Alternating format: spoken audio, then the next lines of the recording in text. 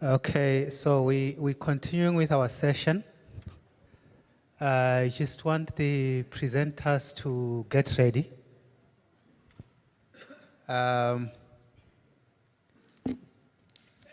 And I also just want to indicate to the presenters that we want to have lunch at 12:30. So, which means that we're going to let you present in a manner that will allow those that are coming after you to still have the time to present. So if we look at the 3 presentations for an hour and a half, or for an hour actually, so that really means we don't have a lot of time. So the first presentation is going to be by Michael Obersteiner, the head of Ecosystem Services and Management, International Institute of Applied Systems Analysis. So the stage is yours, and just be mindful of the time. Thank you, Michael. Thank you, Mr. Chair. This morning we heard quite a lot about kind of the shorter-term successes of Earth observation, and I choose the title "Science is a Bridge for Policy-Making Policy Process," especially in the context of the SDGs. So when we look at the history, for example, of one of the key areas GEO is engaging in is the Framework Convention on Climate Change and the Paris Agreement. Some 20 years ago, we were talking about 450 ppmv in the atmosphere as the kind of safe target. And especially through the combination of Earth system models, climate models, and observations, we find out now more and more that it's not even the 2-degree scenario is a pleasant one, that we definitely need to show it for 1.5 and maybe even below. This is upcoming. And just as one example, we just concluded the study where we looked at permafrost feedbacks in the Earth system. So as the Siberian permafrost shields are melting, we expect more and more emissions in terms of CO2 and CH4 coming out of these. And when you look at, and this is this diagram here, is the reduction of the carbon budget. So this is the amount of CO2 we're still allowed to put into the atmosphere in order to reach the 1.5-degree scenario. You actually see here that we might have, with a 5% probability, already exceeded this carbon budget. So this means we should shut down all fossil fuel emissions immediately and go for negative emissions with a 5% probability. And this is not negligible, and it just is one illustration of one Earth system feedback. And it illustrates the urgency for something we in this project, the Work in 2050, which is a consortium approach of all integrated assessment models, that we are very close to exceeding important thresholds for sustainable development. And we need to really embark on what we call a transformational agenda, because the legitimacy of businesses usually is eroding. The more and more we know about the Earth system, but also about our socioeconomic systems. So we need to develop more and more of transformational pathways, and this is a very young science as well. And I will try to illustrate this as well. This kind of transformational thinking, or the thinking in terms of transformations, is also spilling over to the GEO process. So when I, some over 10 years ago, joined the GEO Secretariat for 1 year for secondment, we were still talking, and still we are talking quite a lot of the SBAs, the societal benefit areas. And now we are really transitioning into this rather messy beast of the SDGs, where the transformational narrative is really one of the defining features. So what does that mean for policy processes? And I kind of do a little bit of a black and white here. When we look at the transition to what I would call the digital democracy, which is one of the SDGs as well, if you want. Traditionally and still, in many countries, we do what I would call manual policy making. We work with aggregate statistics, especially in my field of economics. We do expert surveys. We do back-of-the-envelope calculations rather quickly. We come up with national plans, and then we wait for a leader with good gut feeling to actually lead us towards some policy changes. However, what we observe more and more, in particular in the context of the SDGs, we have 17 of these, and we have these 96 targets and so forth. The work is becoming very, very complex, and we as human beings can only remember and process 8 things at a time. We are very limited. So we actually have to resort to something what I would call algorithmic policy making. And here what we do, what we need to think about is there's a very strong role of Earth observations and DataCubes, which we were discussing a lot. There is a lot of crowdsourcing going on. And also we will and are doing already quite a lot of policy impact assessments, which are very comprehensive and are part of a policy process with lots of consultations with many, many stakeholders. And that, as Isabella yesterday mentioned, it's really not so much about the national plans, it's really more about the national narrative that is actually embedded in a very sophisticated interaction with stakeholders. And something which we are experiencing now more and more is this political analytics, and we only have a very bad prominent example, and this is around Cambridge Analytica. But we can use the same technology and tools also for the narrative of the SDGs. There's also an interesting transition in the job market, and this is from Harvard Business Review, is that data scientist is the sexiest job in the 21st century. And I would say it's probably also one of the most impacting one. And this will probably make Gilberto, who is not feeling well today, a little happier, where with his data analytics, he was actually very influential on the definition of the Brazilian INDC going into the Paris Agreement. But I will elaborate on this a little bit more later. So what we're really talking about is we are talking about the SDGs. We defined the target areas, but many of the targets are not numerical yet. And also one issue I think we here at GEO face is how do we actually synchronize our process on the essential variables with the target setting process and the policy process around the SDGs, and then the other conventions that go with it. And at the same time, we need to embark on transformations of key sectors, which are outlined here, and inform policy instruments that actually deliver them in the end. And unfortunately, I don't have full time to really go into the data needs in terms of Earth observation. But if you just go into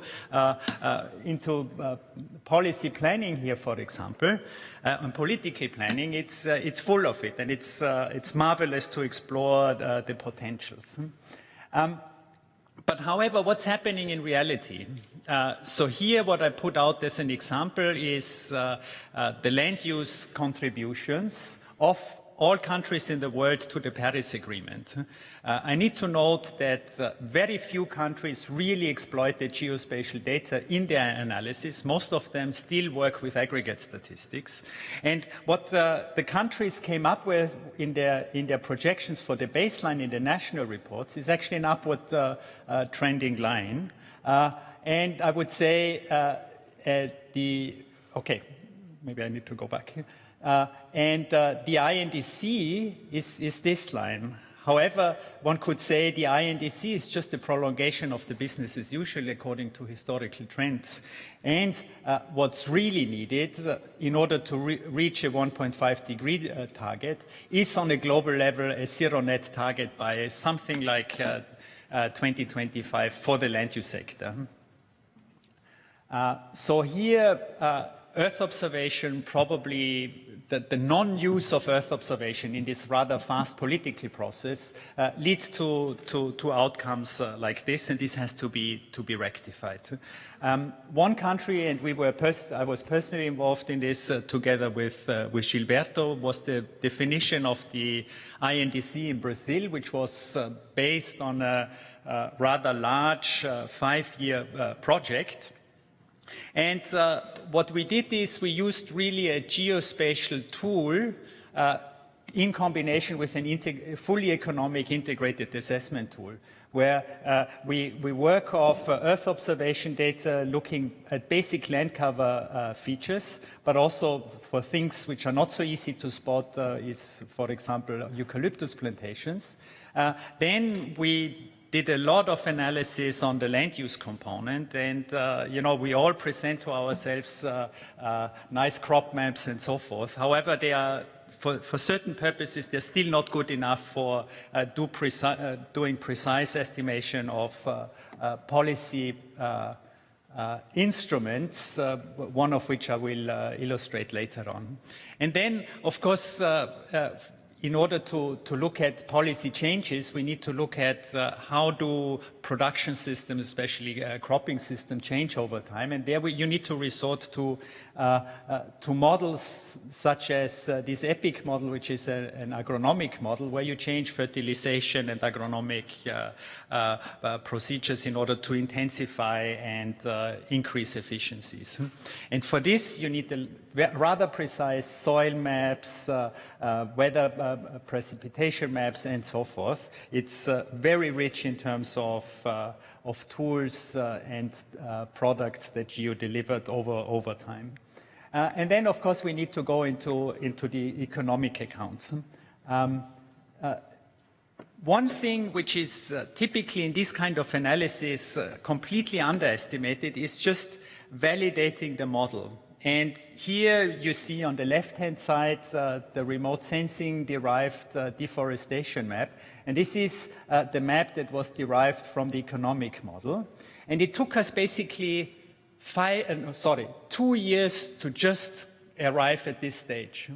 And one thing was we had to improve a lot on issues like double cropping and so forth. But we also had to improve, and something we did not really fully anticipate or appreciate was to really look into transportation costs. So here, looking at roads, but then also come up with better estimations of where the consumption centers are, which involves quite a lot of human observations. Okay. Now to just give you an idea on what kind of policy instruments we were looking at, this is the Brazilian Forest Code, which has one provision, which is the legal reserve, that in certain biomes, an agricultural holding needs to have a certain percentage, up to 80% in the Amazon, still in intact forest. And in this case, small farms are actually excluded from that one in one of the policy proposals. And what you have is an environmental debt offset mechanism. So if one farm exceeds its forest cover and another one deforested more, then they can engage in trading. And there's also an obligation to reforest. And in order to come up with these potentials, again, you need a lot of Earth observation data to calculate potential forest recovery, species selection, and so forth. So this is a quite data-rich environment. Here, just some results. We're on the left-hand side, you see the business as usual development, and on the right-hand side, the full trading mechanism in terms of the implementation of the Forest Code. Here, these are actually the numbers that really made it then into the Paris Agreement in terms of the INDC delivered by Brazil, where you see a sharp decline in the greenhouse gas emissions from the land use sector, and the forest is actually becoming a sink in these projections and also became part of the pledge.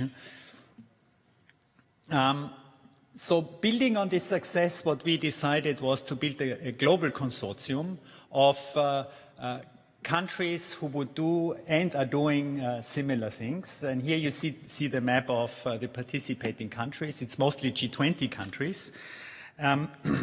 And what we are conducting now is something what we call Senatons, so these are scenario hackathons if you want, in order to get to SDGs simultaneously.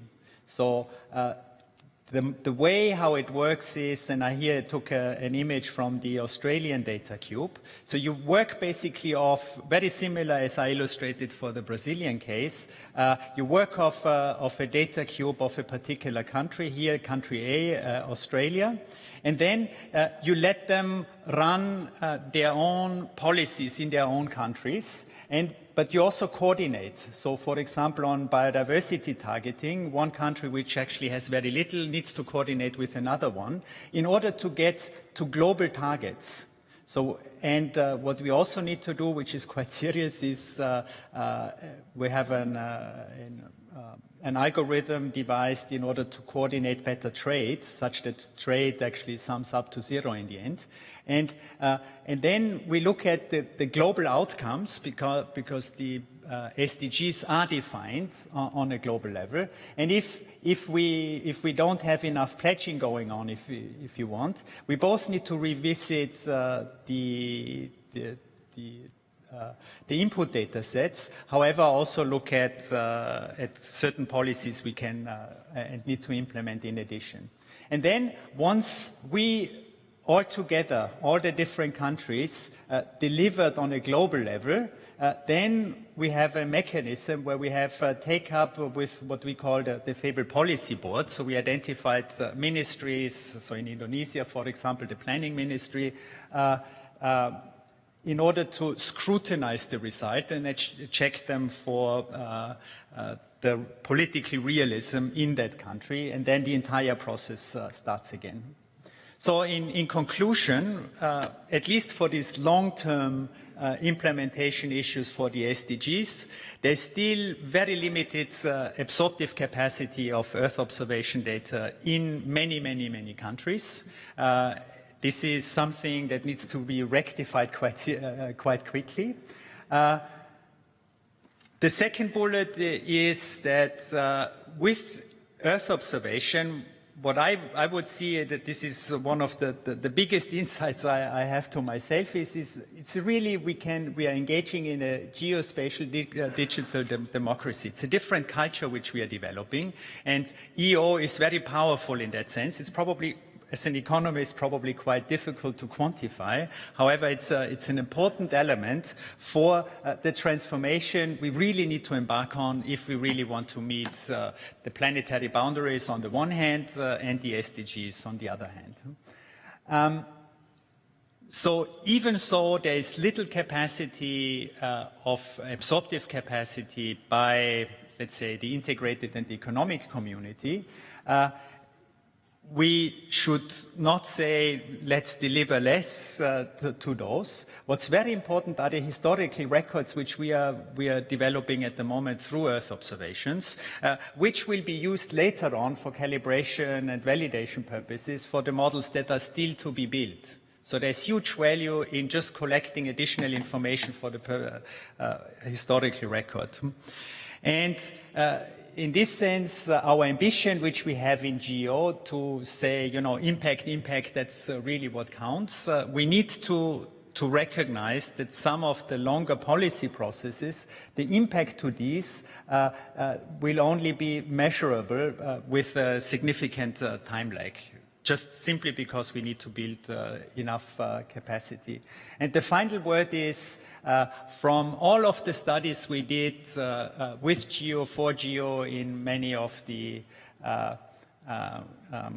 groups on quantifying the socioeconomic benefit of Earth observation, the consistent finding is that the value of Earth observation products usually exceeds the costs by orders of magnitude. So it's, in a way, it's a no-brainer to do it. However, there's a market failure somewhere around that investments is actually not really following suit according to these socioeconomic benefits. And with this, I would like to close. Thank you very much.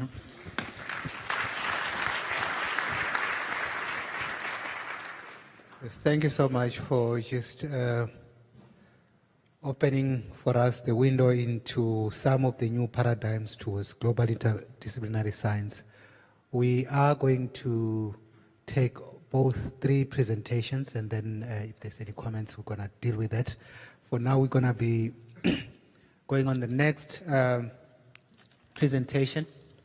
This is going to be by the President of JAXA,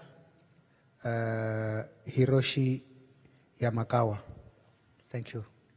Well, thank you very much for your invitation. Good morning, everyone. First of all, we are pleased to report again that Greenhouse Gases Observing Satellite 2 has been launched successfully on this Monday, October 29th, from Tanegashima Space Center in Japan. Please watch the video. Activating the thermal batteries. All systems are go. We have main engine ignition, igniting the SRBAs and liftoff. 温室効果ガス観測実衛星2号、有機運動および観測衛星ハリウッド先を搭載した H2A ロケット40号機は平成30年10月29日午後1時8分00秒に種子島宇宙センターから打ち上げられました。Thank you very much. Thank you very much. Well, this GEO-XV satellite will be able to measure carbon dioxide with 0.5 ppm precision, and we expect that this satellite would provide 8 times more accurate data than the first GEO-XV-1. This GEO-XV-2 will observe greenhouse gases emissions from anthropogenic sources by intense observation of megacities as well as in global scale. This is the same video, by the way. And we will operate this GEO-XV-2 continuously and hope that this satellite data can support the improvement of accuracy of national GHG inventory reports submitted by each country and also the global stocktake.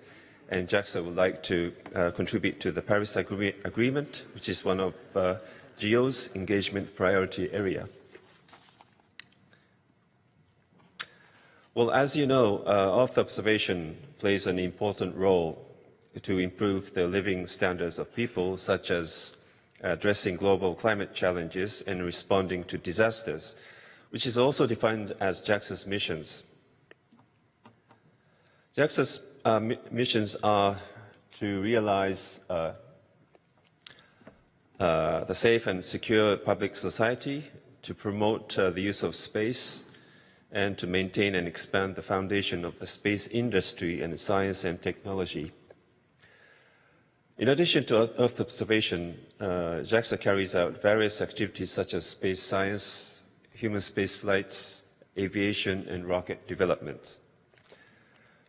This June, the Hayabusa 2 spacecraft arrived at the target asteroid named Ryugu.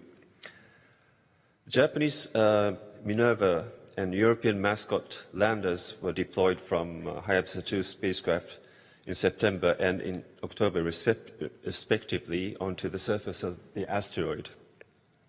I would like to thank DLR and CNES, German Space Agency and French Space Agency, for their cooperation in developing the European mascot lander. In the future, Hayabusa 2 will allow us to disclose the formation process of the solar system and give us a clue how primary organic materials of life on the Earth were composed. On October 19th, about 2 weeks ago, Mercury magnetospheric orbiter MEO was launched from Kourou Space Center, French Guiana, as a collaborative mission with European Space Agency ESA. Mercury and the Earth are the only planets with their own magnetic fields among the terrestrial planets. After 7 years of journey, MEO, together with the ESA spacecraft MPO, will comprehensively observe the magnetic field, magnetosphere, internal structure and surface of Mercury for the first time.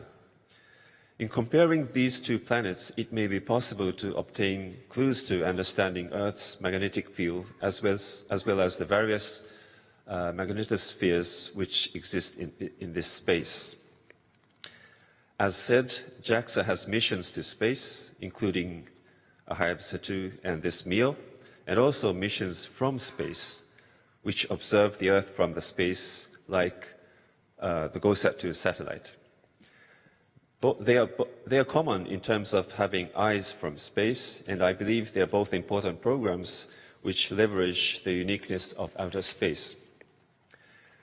It is important to provide new information to our society using eyes in space or eyes from space. Here are some of the outcomes obtained by observing the whole Earth from space. The first example is about GEO-XV again.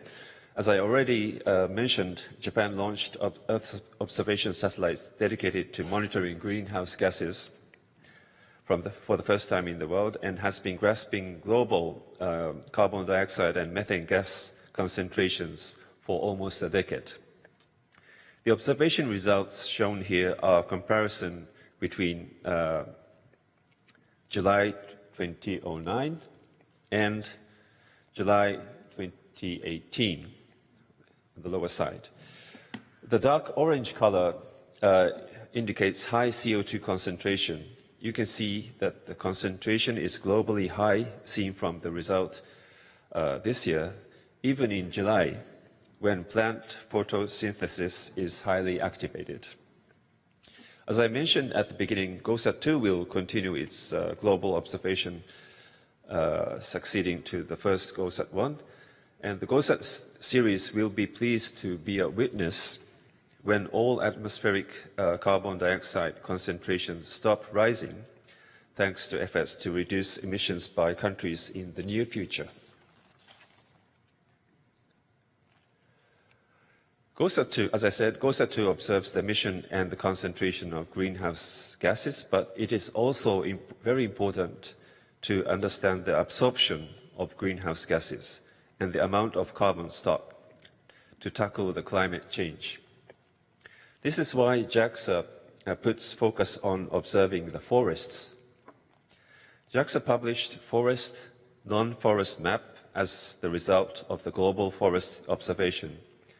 In 2016, leveraging the satellite's capability of ALOS-2, which was launched in 2014, to monitor the forest through the clouds, Japan International Cooperation Agency, JICA, and JAXA launched JICA-JAXA Forest Early Warning System in the tropics.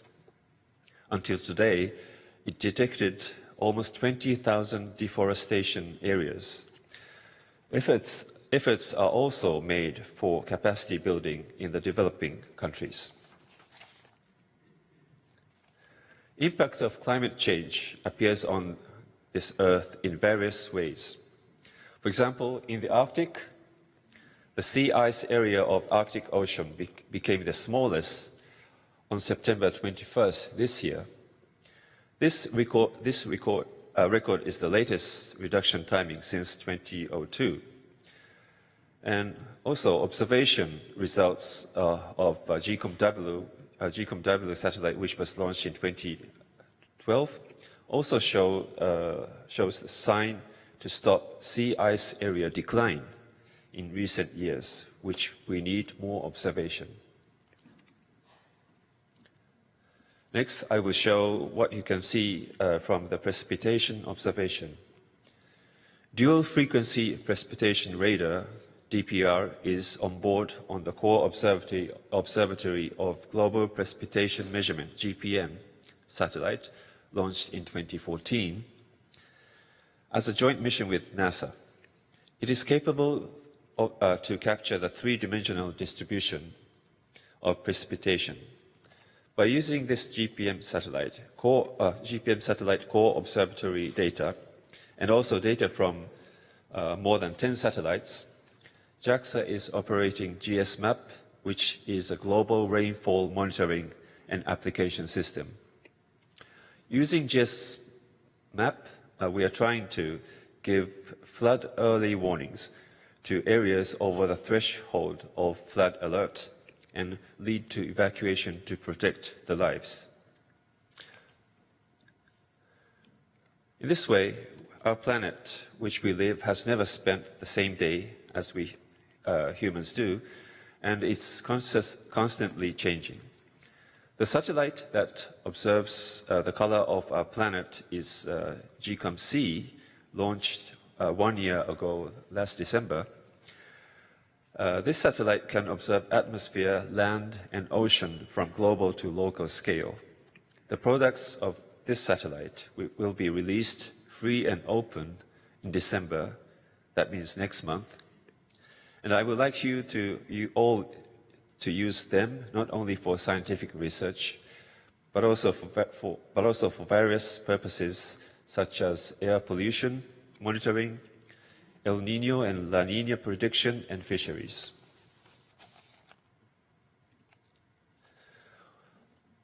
Now I will talk about the Sentinel Asia program. In order to make use of satellite data to address social issues such as natural disaster and climate change, and make the satellite data system necessary for social life, the cooperation is very important among disaster management organizations that actually use the information from satellites, local governments responsible for crisis management, and institutions responsible for environmental administration. Sentinel Asia is an international cooperative framework under the framework of APRSAF, which is Asia Pacific Regional Space Agency Forum, composed of not only space agencies but also disaster management agencies and international organizations for supporting disaster management activities with space technologies. Upon the occurrence of a disaster, emergency observations by ALOS-2 and other Earth observation satellites in the Asia-Pacific region are conducted. Observation data are provided to disaster-stricken countries and are utilized at the site of crisis management by disaster management organizations. You can see from this slide that in this Sentinel Asia framework, emergency observations have been activated more than 250 times in 28 countries and regions since its inception. This success cannot be made without the cooperation of Asia and Pacific region countries, which affirm the purpose of Sentinel Asia and support this framework proactively. The next topic is about satellite technologies, and as mentioned, the satellite observation eyes from space give information necessary for dealing with various social problems occurring on the Earth. In order to realize a sustainable human society, we need to contribute to countries that do not have satellites and countries that are going to have, to receive benefits from eyes from space. JAXA supports emerging countries to take the first step to have satellite observation techniques. We combine our technologies of land, ocean, and atmosphere observation together with demonstration opportunities of satellite deployments from the Japanese experiment module Kibo of the International Space Station. Until now, for example, Kenya has deployed, and Guatemala and Mauritius will deploy ultra-small satellites from Kibo module. Guatemala is planning to utilize it for sea surface monitoring, Mauritius for ocean monitoring and crop monitoring. Furthermore, the first Philippines microsatellite, Diwata-1, was successfully deployed 2 years ago from the ISS. And Diwata-1 is a microsatellite in the 50-kilogram class, and I was reported that it is still operating in very good condition. The second Diwata-2, was launched at the same time with GEO-XV, that means 2 days ago. And the Philippines, I would like to congratulate my Philippines colleagues and friends for their great efforts. JAXA would like to continue contribution to emerging countries in terms of space technology. Finally, eyes from space is for every country. To address the global challenges, both emerging countries and developed countries can play roles using eyes from space. JAXA would like to contribute to GEO and to resolve global issues using space technologies and to play a great role continuously to realize a sustainable society. Thank you very much for your kind attention.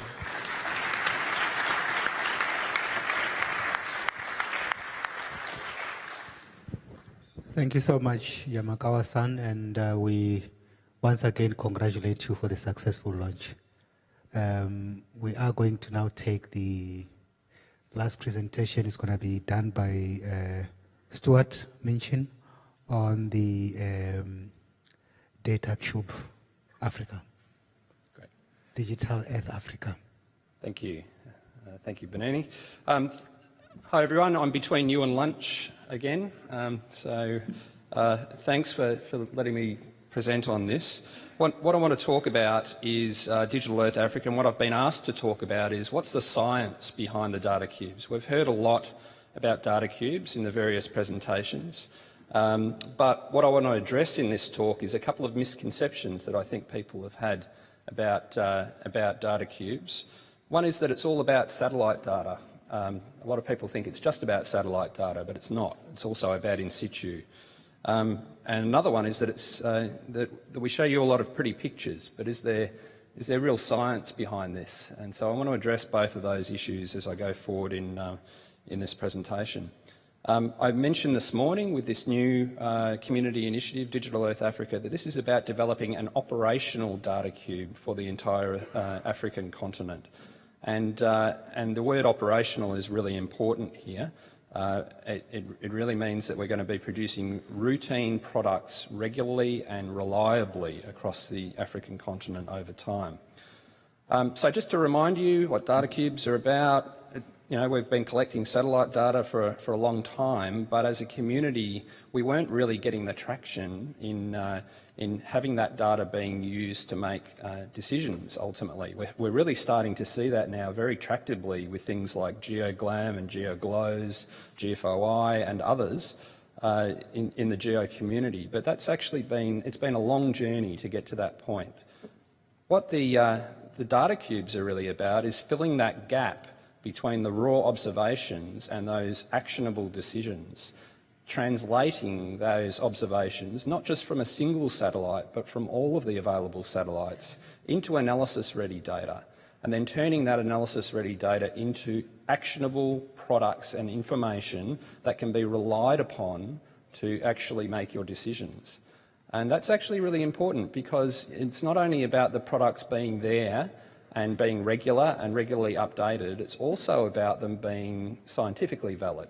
And that's what the focus of this talk will be about. So what I'm going to do is take you through a couple of the products that you may or may not have seen in previous presentations that I've given, but just delve a little bit deeper and talk about the science behind them. So the first one I'm going to show you, and some of you may have seen this animation before, it's using a product that we call fractional cover. And fractional cover takes each pixel and basically converts it into green vegetation, dry vegetation and bare soil percentage. And this animation is actually looking at this field in the centre of the screen marked in black. What we're looking at here is the pattern of what has happened in that field for the last 30 years. As the graph progresses, what you'll see is that you get a pattern, an annual pattern of cropping. So the first peak there is a wheat crop that's been planted, it's greened up, it's been harvested, and then a new crop has been planted. So you can actually follow the relative yield of those crops. Some years are more vigorous than others. And at around 2004, that field was changed into an almond plantation. So you can actually see the biomass of that field growing. Now, because this is an operational capability, we can do this for every field on the continent in Australia. We can generate this crop history, and we can look at today's picture, and you've got a crop forecasting capability. So this is very powerful. But what's the science behind it? Okay, it really started with some work on calibration and validation, and this is a paper that was published a few years ago, which we rely upon for the fundamental product validation of this work. We then have made use of these around 1,000 sites across Australia that we've identified that are pseudo-invariant, so they don't change very much, but they are representative of particular types of vegetation. And we then use spectral unmixing and a tweaking of this product and a calibration and validation against those sites to actually come up with the very best product for this fractional cover that we can across the entire Australian continent. Very good, you can see the good relationships there, and a standard error of about 11%. So we have quantified our uncertainty as well, and we know what areas of the country are less certain than others, and that helps us to guide where we'll go and do in situ measurements in future. So that underpinning product and having that operational then enables us to translate that into new products. So this is another product you may have seen, which is looking at the 30 years of mangrove development in the Northern Territory. And you can see the development of the mangrove stands going up that river. And if you watch the coastline here in around 2014, you'll see a big dieback event occur in the mangroves. Now, this is making use of the green percentage of the fractional cover product. But it's not just taking that as a raw measurement. We do a lot of work to validate this and make sure that it's correct. So here's some of the work. So what we've done here is we've taken a series of LiDAR-based surveys of different mangrove populations around the country. This is detailed, ground-truthed and vigorous measurements, and we've validated the national product against those purposes, and this is the relationship we get. We then separate that into different classes of mangrove vegetation, so what we call open woodland or woodland, open forest and closed forest. These are forest terms, but we're applying them to mangroves. But effectively, thick mangroves to thin mangroves. And then we are able to generate for the entire coastline at detail, this is at 10-metre resolution, what are the percentages of those various types of mangrove stands and how have they changed over the last 30 years. And because it's an operational product underpinned by this science, we can update this on a routine basis, and this becomes a monitoring capability. We're even using this science to look at the response of mangroves to tropical cyclones. And what you can see here is 3 images of a mangrove location in Australia, and there was a cyclone went through in 2006. What you can see in this graph on the right is what the impact in the different classes of mangrove are by that cyclone. So at the point of the cyclone, you get a massive drop-off in the thick mangrove and the medium mangrove, and you're left with very sparse mangrove, but over time, quite quickly, you get a response in those, and there's a recovery of that. So that fractional cover product with the underpinning science then enables us to generate all these derivative products which are applicable everywhere in the country because it's all built on the operational DataCube which covers the entire continent. And I'll come to why that's really important when I start talking about Digital Earth Africa. Just another couple of examples just to show that with each operational product we release, there is science behind it. So this is our coastal change work. This is 30 years of erosion and deposition. This is near Brisbane in Queensland, and you can see 30 years of deposition of silt and sand there and erosion off this area. And this allows us to look at things like the intertidal elevation. It looks at seagrass changes and a whole range of different tools. But we have published that, right? So when we develop a product, we have an underpinning scientific publication to validate that what we are doing is not just made up, it's actually been through peer-reviewed literature, it's underpinned by good science, and it is able to be relied upon operationally. Now, this is the video that Paloma showed from Mexico the other day about, this is looking at water observations from space, and you can see the change in the coastline out of this river system in Mexico. So a fantastic application of this same algorithm that we've developed in Australia to another country, in this case Mexico. Water observations from space is underpinned by a publication, and these are peer-reviewed, they are in the literature, you can look up exactly how they're done, fully transparent. This is good, solid science, not just pretty pictures.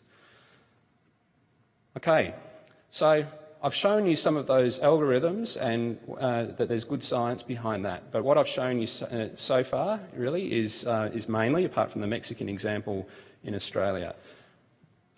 You know that the reason that we have opened up the code base for DataCubes and Open DataCube is because of the opportunity that's in front of us globally, because GEO has done such great work at opening up the free and open data that this relies upon. All of that was done with Landsat, Sentinel-1 and Sentinel-2 data, and it's only able to be done because that data is free and open.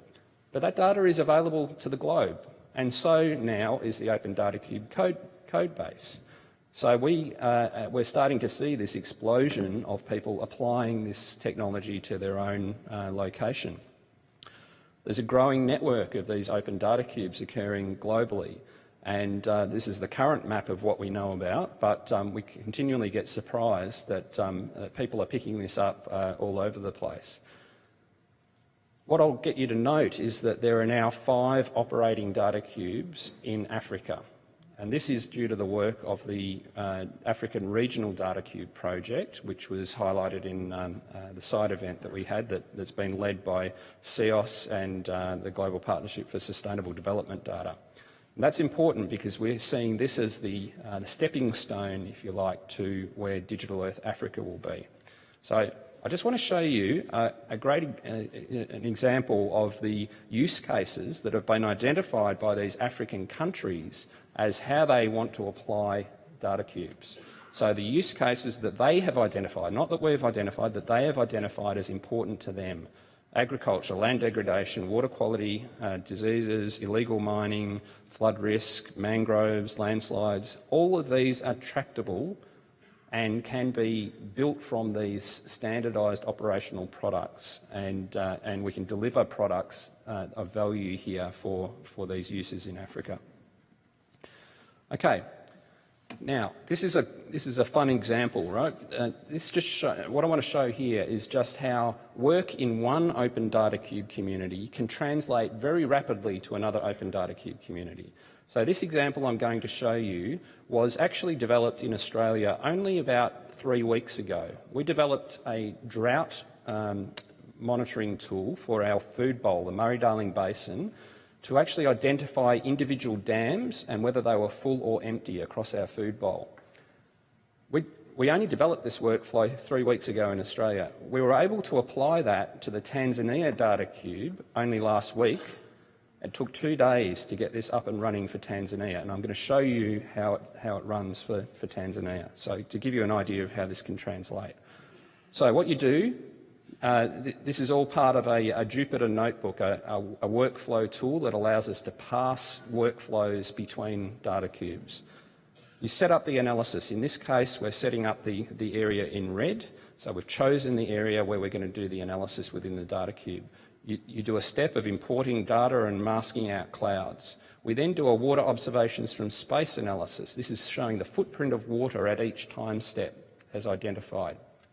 We then stack those time steps up through time, and that creates the full water observations from space analysis product. That allows us to see where the water bodies are and how often they're wet. Now what we can actually do is take out the very extreme floods, and we're left with the water bodies that usually have some water in them in some sense. And these are the more permanent water bodies that people rely upon as opposed to floodplain. We vectorise that. We actually draw polygons, and this is an automated process that draws polygons around each one of those water bodies. And then we're able to analyse the time series for each one of those polygons to see how much of that polygon is wet at any point in time. So we can actually then, for each time step, generate a percentage full product for each water body at each step in time. So this is being used to identify drought. So here's a single picture of a single time period. And what you can see is in blue, the dams that have almost 100% of their normal extent is currently covered with water. However, in red are dams that have almost none of their normal extent covered in water. So these are drought affected. They've dried up in that current season. This gives you information as a government about where you might need drought assistance, or you might need to assist the local communities to deal with these problems. And imagine having this for all of Africa and having it updated every time Sentinel satellite flew overhead, or a Landsat satellite flew overhead. This is tractable. It does not take much work to actually, this took 2 days to do for all of Tanzania, right? So doing this for all of Africa is entirely tractable. You can even then zoom in on an individual lake. So we've got here, we're looking at this lake in the centre of the screen. You can zoom in on that. You can get the time series of when it was full and when it was empty. So this could be turned into a service for an individual villager. Show me all the dams within 5 kilometres of my location and tell me what their current status is on your mobile phone in future. And you'll be able to rely on it because these products will be generated routinely. Okay, this is just a bit of eye candy this is hot off the press. This is actually taking exactly the same data, but what we've done is we've taken the footprint of water over the time period that we've done this analysis, and this lake has dried up and flooded and dried up and flooded. At each time step, you get a footprint of the water, which actually tells you about the bathymetry of the lake. We've extracted that bathymetry using the same tool that we use for intertidal bathymetry in Australia, and we've built a 3D model of that lake, and we can now show you that lake filling and emptying. And this is just in a workflow straight out of the DataCube. We can do this for every lake that changes its level. So pretty powerful, solely from that water observations from space product. This is relative bathymetry, right? It needs validation to get it to absolute bathymetry, but that's entirely possible. This was just done last week. Okay, so hopefully I've demonstrated to you that what we've done with DataCubes in Australia operationally is underpinned by good science. We've now taken that globally through the Open DataCube, and there's a huge opportunity in front of us. And what we want to do for Africa is actually build on what's been done with the African Regional DataCube and create Digital Earth Africa, an operational capability for all of Africa. So I want to leave you with this video that explains Digital Earth Africa. Volume, please. Volume. Sorry, play it again. Australia is committed to using new technologies and new science to help us drive sustainable development. Digital Earth Australia is an example of this, where we're taking petabytes of freely available satellite data, making sure that it's tailored for Australia, whether it be for governments who really want to use this data to help drive better policy making, better investments in protecting and enhancing our environment, whether it be the public who just want to understand how is their local community changing through time, or whether it be for businesses who want to use this rich information to drive increased productivity and increased profitability across the entire Australian economy. We can already start to see benefits from some of the products that are being developed in Digital Earth Australia. The agricultural sector is benefiting from the fractional cover products that we have, and water resource managers are benefiting from the water observations from space product. These products have far-reaching implications, so they can be applied anywhere from Cambodia to Africa to anywhere in the world. I've been working in a project with Cambodia in order to create an open data cube. The idea is to use satellite imagery and a set of environmental data sets to produce a range of water management and drought predictive tools. I'm excited about being able to upskill individuals from a country to use an open data cube, to be able to become part of the open data cube community, which is all free, all open source. We're very excited about the new African Regional Data Cube. It brings this new data technology to 5 different countries in Africa that typically are not users of satellite data. And they're going to have this chance now to look at the Earth from totally new ways and to use it for sustainable development goals. Initially, data was being siloed as a scientific tool, but what I've learned is data actually is an everyday thing that should inform, transform, and even inform how we do our daily business, from our own livelihood to environment and to policy and to how we engage as networks with globally and locally. We are especially pleased that with the launch of the African Regional Data Cube, that will begin to make the benefits of data revolution more real and tangible to data communities who have often been left behind. This is a big step towards the destination of who we want to be in 2030. We now have the opportunity to bring the outcomes that have been demonstrated through this technology in Australia to benefit every African through the development of Digital Earth Africa. Digital Earth Africa will build on the fantastic work done to develop the African Regional Data Cube across 5 countries in Africa, but will effectively scale that to the whole of the 54 countries across the African continent. Digital Earth Africa will deliver an operational platform providing continuous updates of the decision-ready Earth observation products for use by governments, by NGOs, by businesses and individual citizens, updated every time a new satellite flies overhead. It will really support the sustainable development of Africa. It will deliver improved water, food, environmental and disaster security for every African citizen and improve the lives of all Africans. So, come and join in. Thanks.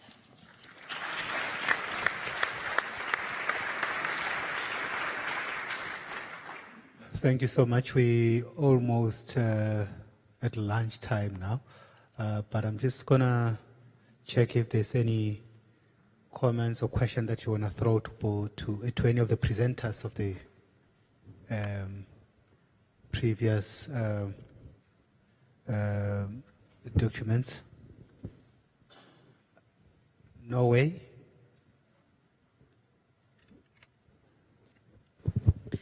Thank you, Chairman.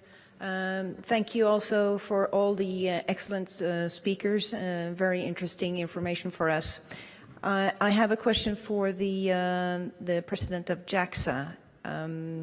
You mentioned a lot of resources from many different satellites, and you also mentioned particularly one where you mentioned that the data will be free and open for different types of use. I would be interested in knowing about the openness and access to all the other sources. That would be really interesting. Thank you. Well, thank you very much for your question. I mentioned that the data taken by GEO-XV, which was launched about 1 year ago, the data of that satellite will be open and free, and I think especially data of Earth observation satellites are already open, and I think you can download not all of them, but part of them from our website. Thank you very much. Thank you.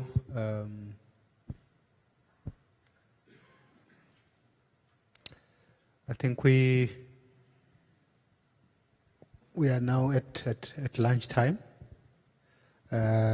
We have covered somewhat in terms of the areas of focus that we have identified as 3. We have identified the aspect of the Paris Agreement. We've identified the area of climate change. And when we return, we're going to be going into another panel discussion, and this time around it will be focused on the Sendai framework. Finland refuses that we go for lunch. Okay, thank you very much. Just for a short, I think, point that would be good. It is wonderful to see these different, like the DataCubes action per se is exactly what we should do. But I think for us to, as a community, to be helping each other best, it would be also a way of how do we progress one important factor, what is the data that is being used in them. I think it would be nice that if we find a way of how the images that we produce tag along with what is in there. So if it's Landsat was used or Sentinel-1 used, Sentinel-2 used, this is just for the principle for us to be able to then sell to the ones who pay for it that, hey, look, that's where it went, that's where it went. So we need to somehow get that recognition kind of visible. And it doesn't have to be in every picture always, but somehow that we don't forget that that is one part of this to keep that up. And it just came to my mind when I saw these presentations, that might be something that we could in the future pay attention to. Thank you. Okay, yes, we just going to take another, yes. Yes, from the United States, thank you for that comment. And we do have to go to our policymakers and as we're planning the launch of Landsat 9 and beyond. And so the value to the international community is really important to come across from you all as you use the Landsat data. So thank you for that comment. Thank you.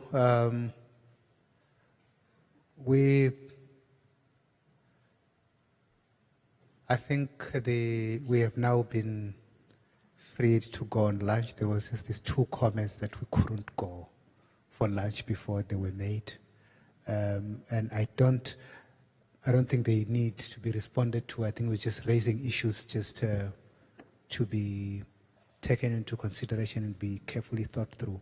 So we're back here at 14 hours, and even if you're not here, the time 14 hours will be here, so which means we'll be starting at 14 hours. Thank you.